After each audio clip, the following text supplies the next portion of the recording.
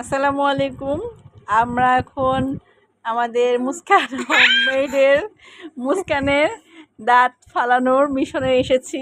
আজকে শুক্রবার সন্ধ্যা। এখন আমরা দুইটা দাঁত তার নড়বড়ে হয়েছিল, অলরেডি একটা তার পড়ে ফেলে দিয়েছি আমি হাতের ইশারায়, আর একটা এখন দেখলাম যে খুবই নড়বড়ে অবস্থা আছে। চিন্তা করলাম যে দেখি এটা কি আমার পজিশন।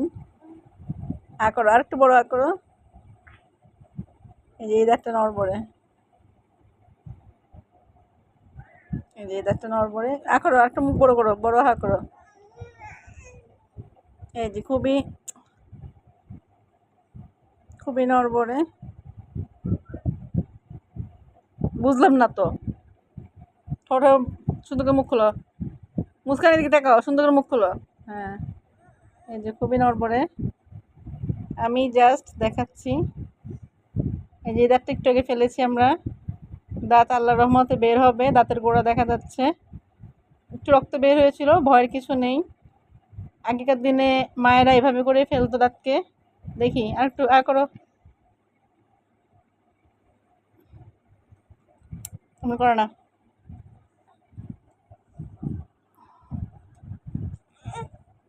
এই যে এই যে জাম্মু,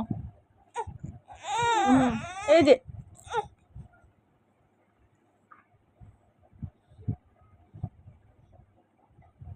আর করো, আর একটু বড় হয়।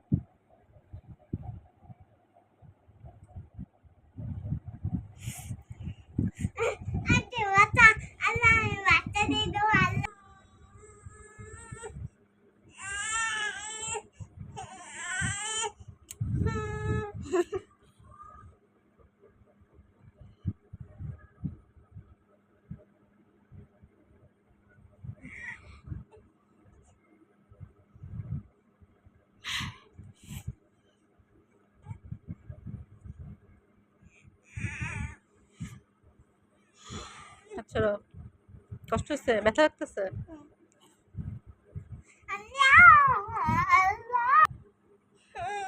দাঁতটা আর একদিন দুদিনের মধ্যে উঠবে। খুবই নড়বড়ে অবস্থায় আছে, কিন্তু এখনো